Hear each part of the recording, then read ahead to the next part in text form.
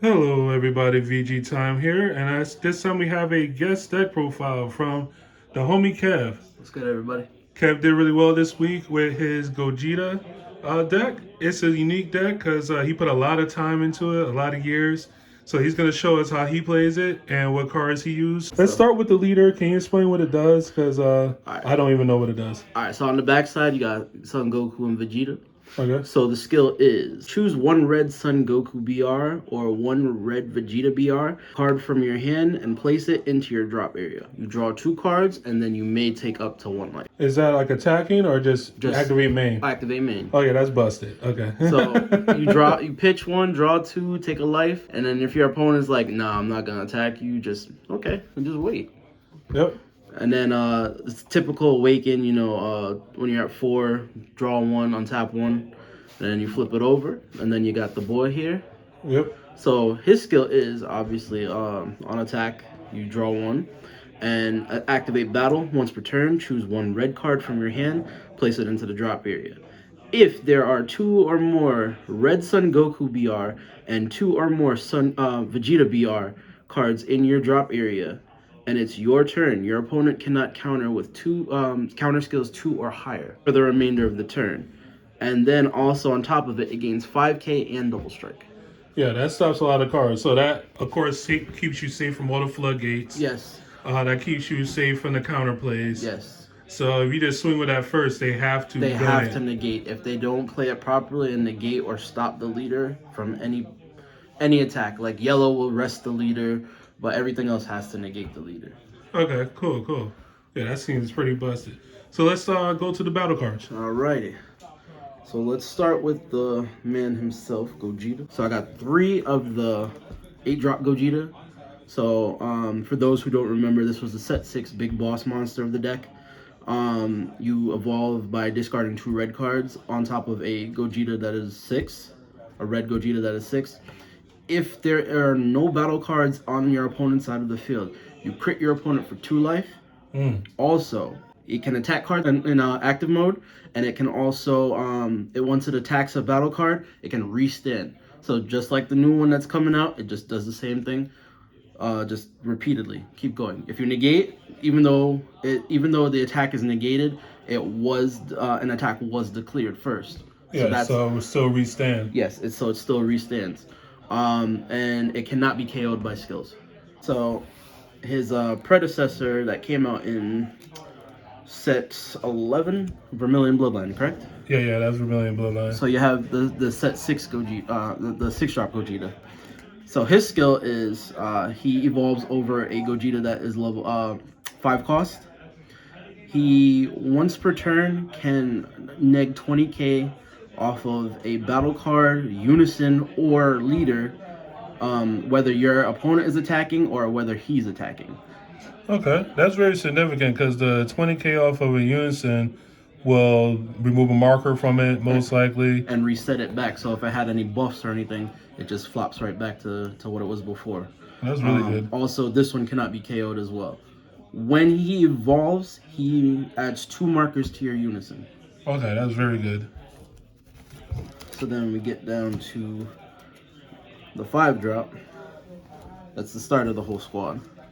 So this one, he taps for 3. You draw 2 cards and you pitch a Goku BR and a Vegeta BR, and he has deflect. When he hits the board, you +1 to your Unison, and then you neg the board for 15k. So you get rid of the weenies with this, and then you go into the 6-drop. You swing with the 6-drop, so you can attack the leader and then pick anything on the board and pop. Okay, that's really good. So it's good field control. So you play this more of as a control deck than, say, an aggressive one? Yes, because ideally when people see red decks, they think, oh, it's just going to mash my face in 1, 2, 3, 1, 2, 3. What I do is, my first turn, I never attack. If I'm able to attack, I never attack. I just do the pitch, draw the 2, take a life.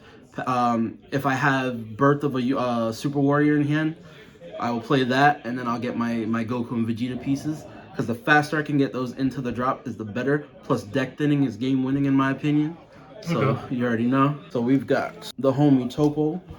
Yep. Righteous Aid. I'm only playing it at 3. I feel 3 is a comfortable number because Right. although, you know, Topo is a negate, but sometimes you want to see other things. You need other pieces, things of that nature. Yeah. I find 3 was a comfortable number. I was playing it at 2 before. I had the SS4 Gogeta SCR in here. Okay. But that was a neg for me because even though I busted out and like I would get it going, it would just sit there and I can't make any more battle cards. So I said, rather than negging myself, let me do this. So then from there, we go on to 2 of the Vegeta Resolved Renewed. Yep. Stable. Staple card in the game right now, ladies and gentlemen. So if you have 3 or more energy, he reduces it in hand by 2, so he becomes a 1 cost. When he is played as a counter, he instead of the card that your opponent is playing, if it's 15,000 or less, it just goes to the drop. Okay. And for those of y'all wondering, I'm gonna have a DBS deck link with the whole list in the description. So then for I play 4 of the Yamcha Merciless Barrage. Yep. So everybody knows that you can only counterplay with this once per turn. So ideally, if I see it in my opening hand, because I know I played 3 more and I'm drawing so much, I can use it as a charge. Now, the super combo of choice is the Raditz Saiyan Youth. That boy Raditz. That boy Raditz. Just like all the other super combos that came out in that set, you put a card back to the bottom of your deck, super combo, draw 2. It's really good, really helpful, and it's a great way to push if you need to. What also is great about it is that your leader controls his life, so you're gonna always get yourself to 4. Easily, no problems. Also with this too, this is a good fishing card, if you will, because say you're looking for a piece. Like sometimes I don't see my 8-drop Gogeta, I'll super combo with this on maybe my Unison or the Gogeta that has the 6-drop Gogeta with double strike, and I'll run into pieces that I need or set up my defenses for next turn. The Vegeta and Goku setup, I play 4 of the Vegeta skill lists, and I play 4 of the Son Goku BR skill lists. Okay. Ideally, I was playing roughly about 12 before because I didn't want to necessarily lose these pieces, but at the same time, I was playing the 1-drops from set 6 that search out for Gokus and Vegetas as well. Yep. But it got to, I would see more Gokus, more Vegetas. I wouldn't get everything that I needed, so I just said, you know what, bite the bullet, play it at 8. Let's see how it works out. And 3-1, I mean, it kind of explains itself. So it is, yeah. They didn't give less clunky hands. Yes. Now we go into the extra cards. 4, Wolfang Fist. Yeah. That boy, he pays for himself. Let me tell you, that $13 to $15 range, it pays for itself. A battle card or a leader card on your opponent's side that is attacking, you neg it for 15k, and that is a standard number. So with that, it just basically negates the attack unless your opponent decides to combo, but they're not going to waste hand in most cases. Then I play 4 After Image, Sparking Staple from that set as well. Take a life, minus 10,000 off an opponent's battle card, gain 40k on your battle card. Can't go wrong with that. It just puts added pressure, so if your opponent needs to push, they have to really work for it now. Then I play 4 Birth of the Super Warrior. What does this card do? So, Birth of a Super Warrior, what it does, it allows you to go into the deck, and you can get 1 red skillless Goku BR and 1 Vegeta BR, or you can go into your graveyard and retrieve the pieces. Oh, that's really good. So you have versatility. Is there a way to search that particular card? There is, but that's with another leader. Oh, okay. The leader that came out in Vermilion Bloodline, I tested it a few weeks. I like the leader. It lets you draw. You draw a card on fusion. You draw a card on attack, things of that nature. But I feel with my leader here, because you get the counter disruption, it makes so much more sense. Plus, on top of it, with the concept of drop a card, draw 2, take a life, those 3 cards in hand make the difference, especially early game. I agree with you on that one. But ideally, if you see it in your hand too much, charge 1, maybe like turn 4, turn 5. Because by then you're going to have a Gogeta on board, and he's just going to start ripping face on everybody. I play 2 strategies of U7. I have 4. I have my play set. But 2 is a comfortable number because most games that I see, if I know the deck that I'm playing against, like if I see something that has like Majin Buu, like random decks, rogue decks like that. I have a friend that plays Majin Buu, the green one. I'll drop the strategies on it real quick because it'll just scoop up something real quick off the board. Yeah. It can't be KO, but you can still absorb it, warp it, stuff warp like it, that. things like that. Yeah. So ideally, this is the safe. This is like your fallback card. If you see something that you're not familiar with, you can say, all right, give this barrier for now. Let me figure out how to work around it. It gives you a turn in most cases. Then, Unison of choice is Gotank's Earth-Shattering Might. This is unique because I don't really see it draws, right? So it's +0 draws. Every time, once per turn when you Union Fusion, you add a marker to it. And then it's -5 is against 15k, double strike, and dual attack. Oh, that's pretty powerful. And all your guys add markers to it. Exactly. So it's getting like usually 2 to 3 markers a turn. 2 to 3 markers per turn, guaranteed. Oh, that's great.